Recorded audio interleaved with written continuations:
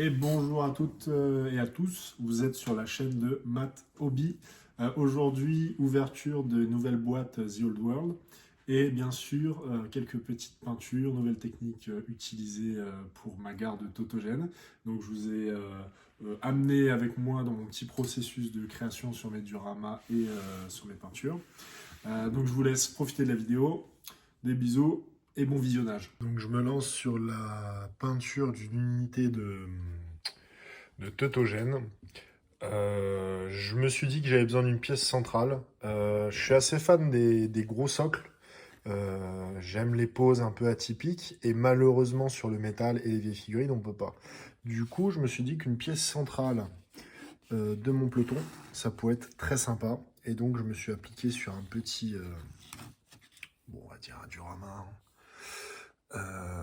Voilà, donc du cork, comment on dit, du liège.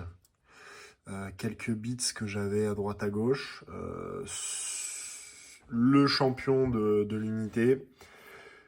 Un mec qui avait une bonne pose, je trouve, en mode il descend, régler le compte d'un orc qui doit traîner par là. Donc, je suis assez fan de ce petit diorama. Je pense que je vais en faire de plus en plus. Euh, Ça va donner du caractère à mon armée. On saura que c'est mon armée, quoi.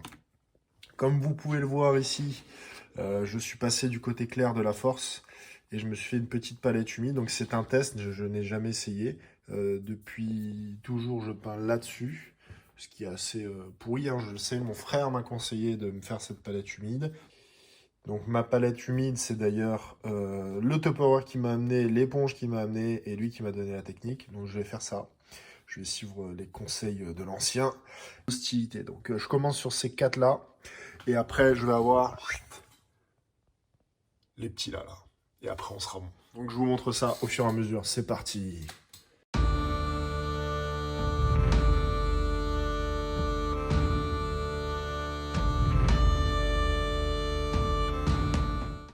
Premier bloc terminé, 12 tautogènes avec ma pièce centrale, le champion sur son piédestal. Très satisfait de cette unité, là ça m'a mis quelques heures, mais plutôt content même de l'étendard.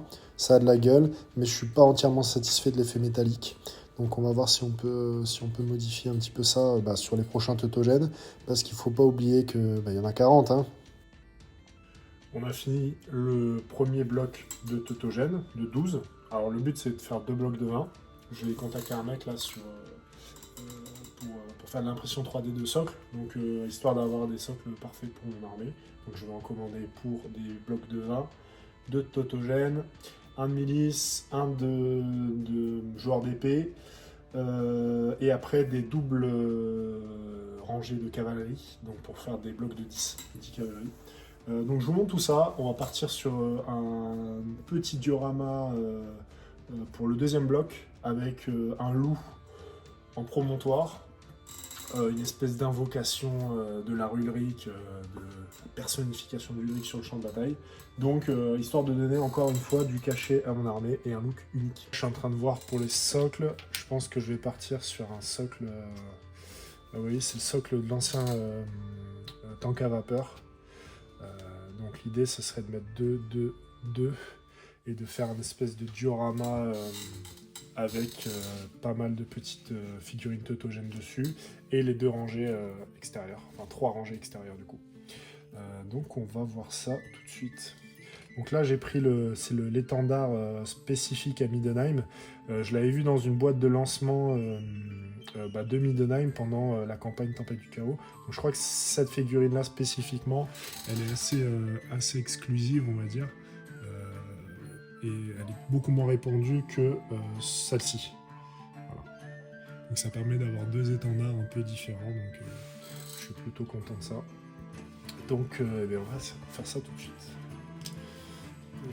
L'idée là c'est de prendre du liège pour rehausser un petit peu la base sans trop alourdir la figurine et dans un second temps mettre de l'ardoise.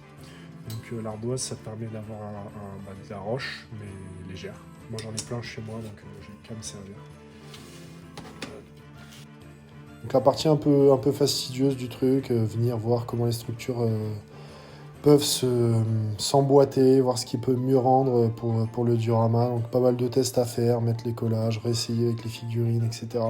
Donc c'est vraiment sympa à faire parce qu'on sait que ça va rendre super bien. De toute façon, la figurine métal ne nous permet pas d'avoir trop de fantaisie, donc on peut peut-être regarder un peu sur une surélévation, mais il ne va pas y avoir de pose distincte, donc il n'y a que ça à faire. On voit que j'ai pu regarder un peu si j'avais des bits à mettre, mais au final, je pense que la roche va suffire et que le loup va prendre un petit peu la lumière sur le diorama. On va dire que ça va être ça la pièce centrale. Donc ça sert à rien que j'en rajoute trop. Donc je me suis concentré là-dessus. Cette fois-ci, j'ai changé légèrement la technique de peinture sur la garde de Totogène. Donc, la première fois, j'ai fait des peintures métalliques. Et j'ai fait des layers avec du métal plus clair. Et j'étais pas vraiment fan du résultat. Je trouvais que ça brillait un peu trop et que ça faisait pas assez réaliste. Et du coup, je suis parti sur du métal sans peinture métallique. Donc voilà ce que ça donne. À droite avec un reflet un peu plus verdâtre et à gauche vraiment pur noir et gris, enfin des nuances de gris. Et je préfère en fait ce résultat-là. Je vous montre un peu plus près. Donc c'est pas fini, hein, on est encore sur du peaufinage. Hein. Mais en fait, va y avoir que des nuances de gris et de blanc qui vont me permettre d'avoir une belle couleur métallique. Mais sans couleur métallique. Si ça fait sens. Hop. Et donc celui-ci avec une petite nuance verdâtre, on va dire. Et je trouve que ça rend vraiment plus réaliste. Donc le socle a bien avancé, donc j'ai fait un primer noir.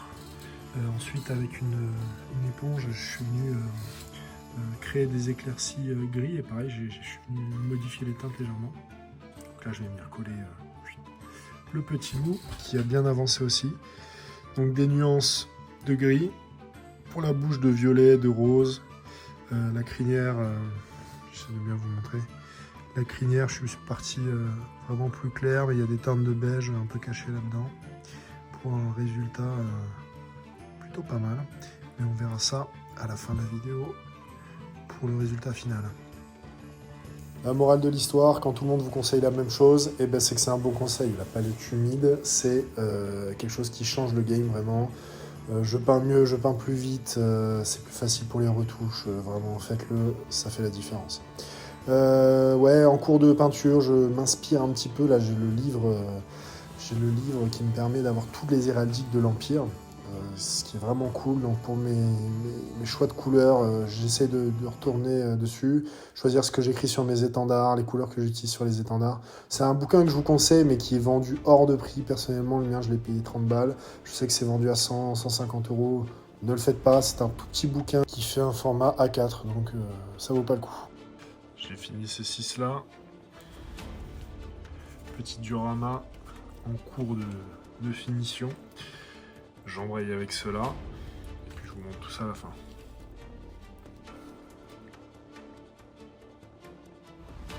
Pareil, j'ai testé une nouvelle technique là avec l'éponge, super intéressant. J'avais fait avec ça avec le socle de prime abord, et puis là sur les armures, très sympa. Donc je vous le conseille, pareil, très facile à mettre en place. Ça permet d'avoir comme du layer, mais appliqué un peu de façon disparate, donc j'aime beaucoup.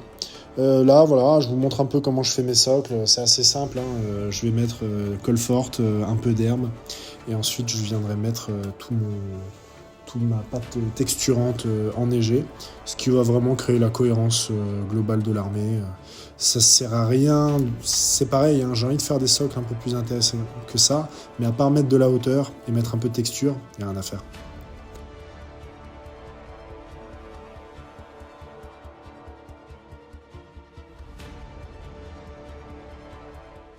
J'ai reçu ma commande Game Workshop qui a mis beaucoup de temps à arriver. J'avais fait les autres précommandes sur Rebel Forge. C'est arrivé le jour de la sortie. Et avec Warhammer, c'est arrivé la semaine après. Donc nous avons le chariot de Sigmar que moi je vais utiliser comme matériel de conversion pour faire un chariot biologique. Elle pique un peu cette boîte, hein, 60 balles pour une figurine. Mais bon, c'est moins cher que sur le bon coin. Ensuite, nous avons le pack de commandes avec le flagellant avec son arme à deux mains, le champion à la bannière et le champion avec son marteau à deux mains. Par contre, c'est du fancast. On va voir ça ensemble. J'ai jamais fait de fancast. Je sais juste que j'ai ouï dire que c'est de la merde. Donc on va voir ensemble. Et en dernier, un peu déçu parce qu'ils n'ont pas fait de boîte.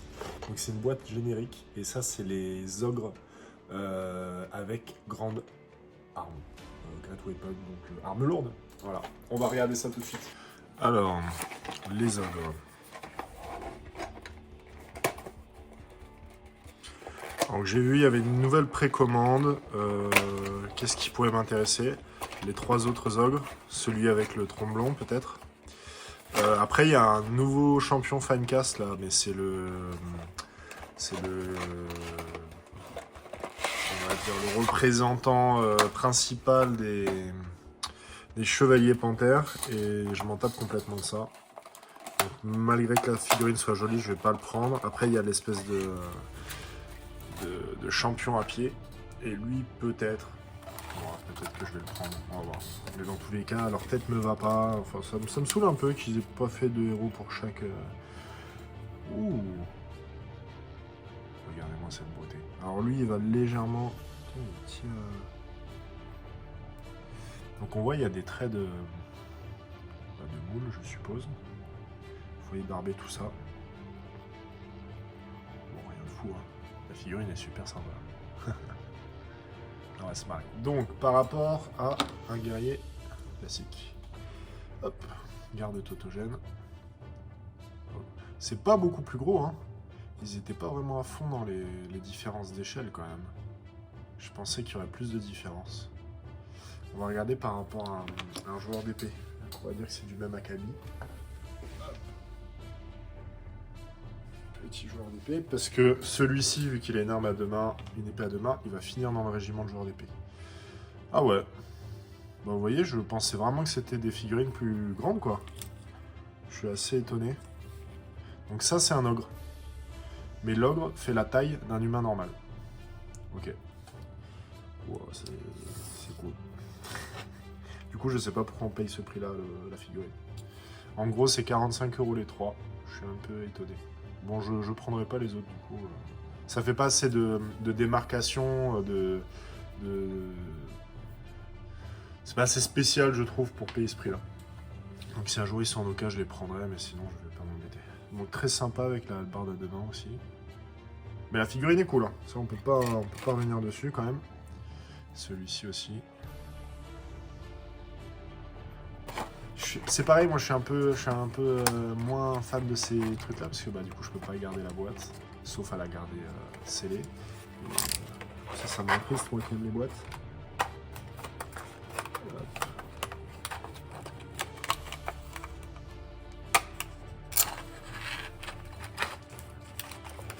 Donc ça sort avec des espèces de traits de moulure, j'ai l'impression. C'est marrant comment c'est foutu. Donc là-dessus, il y a beaucoup plus de travail de préparation, j'ai l'impression. On voit ici, il y a des traits de moulure. Bah, le socle, forcément. Est-ce qu'il y en a d'autres? Donc je ne savais pas. C'est des figurines qui sont relativement d'une pièce. Et donc, je ne sais pas ce qui est le plus compliqué. Est-ce que c'est plus compliqué à coller? Est-ce que c'est plus compliqué à peindre? Le troisième, nous avons donc le flagellant. Qui ira dans mon unité de flagellant. Très sympa. Donc c'est de belles figurines quand même. Hein. Alors je sais pas ce qui fait qu'ils font Finecast ou plastique. Je n'ai pas vraiment idée. Donc là, on a les pièces pour l'étendard. Les plumes.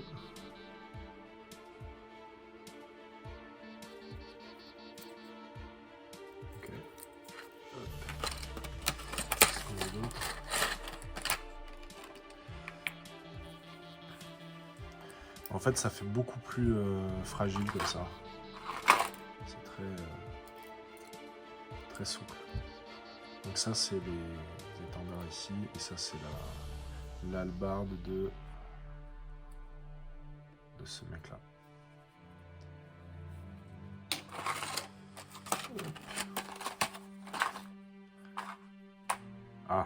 jambe.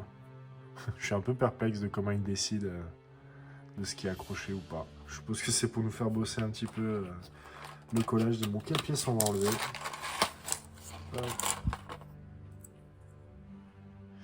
L'épée. Et des bouts d'étendard, il me semble. Bon, c'est très fragile, hein, c'est...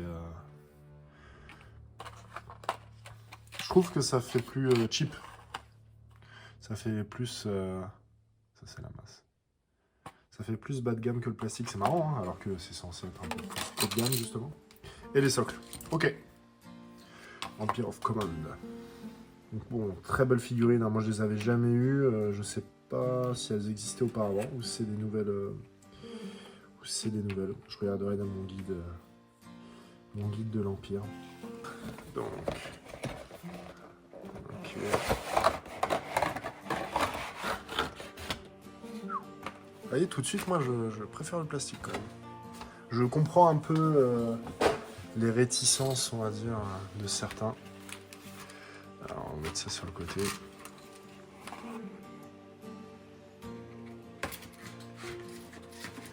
Donc, nous avons... Donc, ça, c'est la grappe du griffon. Et du prêtre.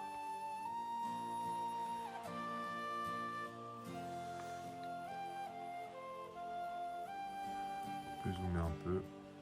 Oh, c'est propre. Hein. Là, bon, il y a du taf hein, sur la peinture. Mais c'est tellement bien gravé que ça va vraiment faciliter le truc. C'est presque dommage que je ne mette pas le griffon. Je trouve. Après, je pourrais toujours le mettre ailleurs.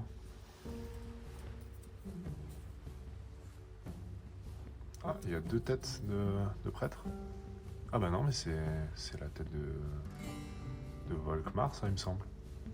Donc on aurait l'option quand même de monter les deux. J'ai l'impression. Est-ce qu'il y a différents torses? Ouais, ça c'est sa cape à Volkmar. Ah c'est cool, hein. Pour les puristes on va pouvoir jouer... Après ça va peut-être plus être un personnage nommé, mais juste le grand théogoniste, et puis il va avoir cette gueule là. C'est possible. Mais en tout cas la tête est géniale. Si elle n'est pas utilisée comme prêtre guerrier, ça vous foutez ça dans vos milices. Ça pète quoi. Je trouve. Ok, première grappe. Alors il y a un vrai boulot de peinture à faire derrière, c'est assez... J'ai jamais vu un truc aussi détaillé je crois. Sur le chariot là, c'est dingue. Je trouve que le travail de peinture du coup rend pas forcément... Si quand même ça rend justice si on regarde bien. On voit tous les détails. J'avoue. Vous voyez, le fait que tout soit en or au niveau du griffon, je trouve ça presque dommage, parce qu'il y a tellement de détails que ça pourrait beaucoup mieux ressortir. Comme sur le chariot, il y a un plus grand décalage de couleurs et je trouve ça super cool. Donc le chevreau, ça c'est classique. Les livres, c'est génial. Alors ça, bon, j'avoue, 60 €, ça les vaut.